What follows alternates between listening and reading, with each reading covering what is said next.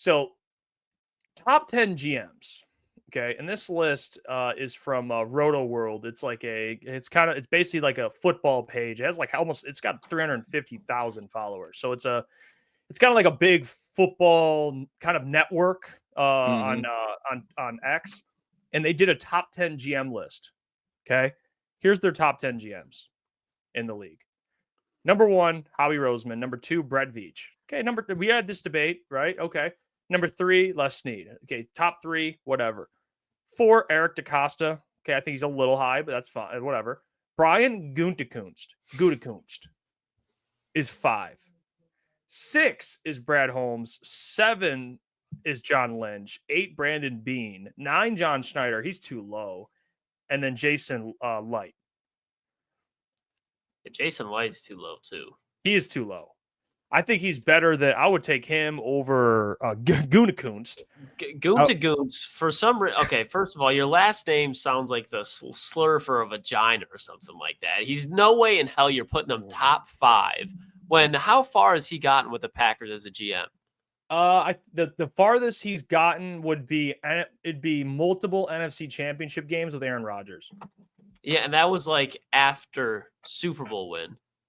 And then you go and just back to the fact of what have they done over the last 5 years to do anything like prove it? Like they had a good game against the Dallas Cowboys. Great. That's any team who goes up against the Dallas Cowboys in the playoffs.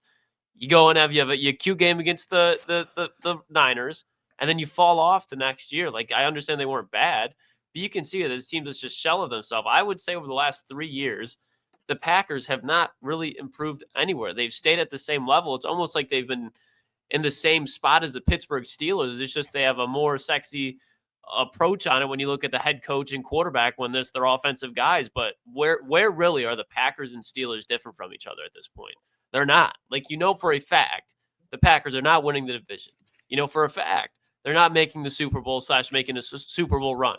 The same thing with the Steelers. And you pretty much had the same feeling about it going into the same position last year and the year before.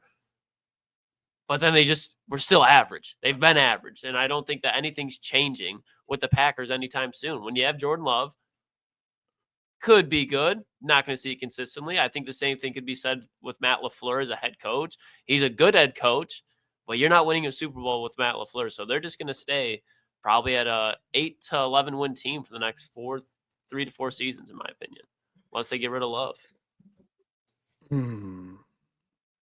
They're all in. They're all in on Jordan Love. Like even this comment, who dat says they're banking on Jordan Love to take the next step. Like when they had that playoff run where they lost to the 49ers, which Jordan Love threw a bad pick at the end of the game, they at least had a good run because Jordan Love was playing well, and then after that, they haven't really been able to figure it out. And a lot of it does ride on Jordan Love, man. Like he was disappointing last year, and Boone brings it up all the time when we talk about Jordan Love, and he's right. He's just inconsistent. He's too inconsistent. Like he'll have games where he looks very good. I was in attendance for one of those games, and then he has other games where it's like, who is this guy? But is that there's a lot of reasons for that. But yeah, Brian Gutekunst as a GM, there is no way in hell he's top 5. If you want to put him top 10, fine. But he's not better than Brad Holmes. He's not better than John Lynch. He's not better than John Snyder. He's not better than Jason Light. Like that dude's at 9 or 10, if he's even on the list. Yeah. John Lynch. Oh. Like, no. All right. Can we just who wrote this? Pat?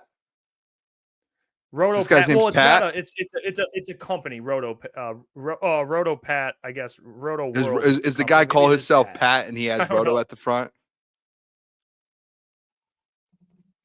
I think so. Yes, he's an NFL writer for NBC Sports. Okay. This is the worst list of all time. Am I wrong, boys? Like this is like the worst ranking I think I've ever seen. Brian Gutekunst.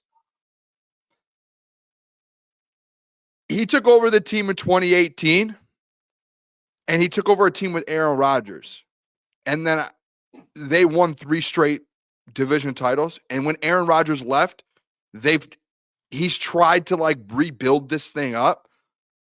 And in that same time, since 21, since Brad got back in there, Aaron Rodgers has left, Brad Holmes took over one of the worst rosters in NFL history. Like, not an exaggeration. One of the worst rosters in NFL history. Took it over. They won 3 games year one. 3 games. Brian Gutekunst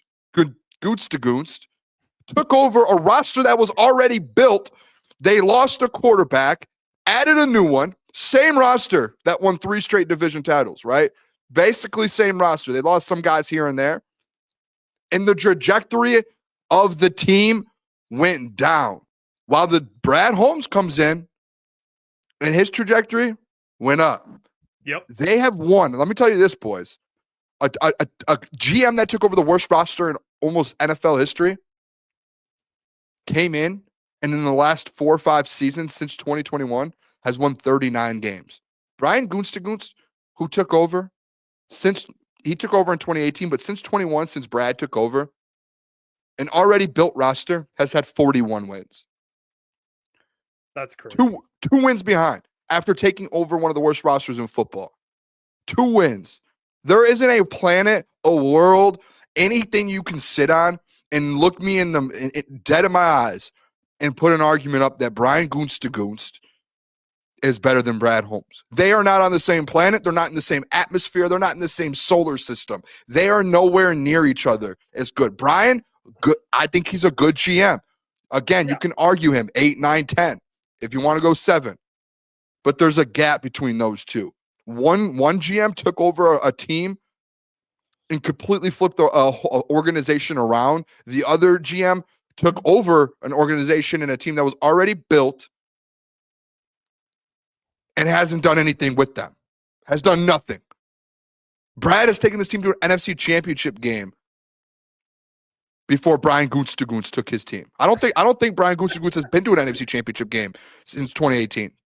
Oh, lost conference 1 year. Oh, sorry, with Aaron Rodgers. And then he leaves, and then guess what? They lose in the divisional, then they don't make the playoffs, and then they lose in the divisional, and then they lose in a wild card. There's levels to this. Brian, you're on a whole different level, and I'm not talking above. You're 5 levels lower than Brad Holmes, and there's a gap. Yeah, and that's with to Hudat's comment, like that's with Brad Holmes getting out all of the trash. All due respect, like he had to get they had a 3-win season. Yeah, like that. And they had only 2 less wins. That was like 2 years of like getting out all the bad stuff, the bad contracts, the players from that Patricia era, and they still have won more games. Like that's. Since Brad's taken over outside of year 1, they haven't won a division. Like Brad's came in and said, "Take a back seat, bud. This is my division now." I think bottom line. I think Brad should be 4. I think he should be probably 4 on this list. I would take him over Eric DeCosta, and I like Eric DeCosta. I think he's a really good DM, but yeah, he should be. I think I would put Brad Holmes 4. When we did ours, I think at least I had Brad at 4. Yeah, I think we all had him at 4, or I think we all had him at 4 or 5. But but the first 3 fair. But after that, this is Brian Gutekunst. I mean, we had John Lynch up there. Even John Lynch at 7 is pretty ridiculous. But yeah, it's the disrespect to Brad Holmes, man. Like again, you could criticize him for anything you want. He's obviously every GM's not perfect, but what you ain't gonna do is rank Brian Gutekunst over him. There's no way. I would love to just hear an explanation. And again, it's not just that he's above Brad. Like, again, we can keep Brad at 5, but at least like John Lynch there and just the fact that Brian's at 4. I think it's more so the argument that Brian is at 4 and he's not even the best GM in his own division. And you have him at 4. That's the problem that I have. I would love to just know that. Hey, what's going on there? It's Jeff Iafrate. Appreciate you for finishing the video. You can check out one of the videos here suggested or show support by commenting, liking, and subscribing. And buy your merchandise, FisherCTSports.com.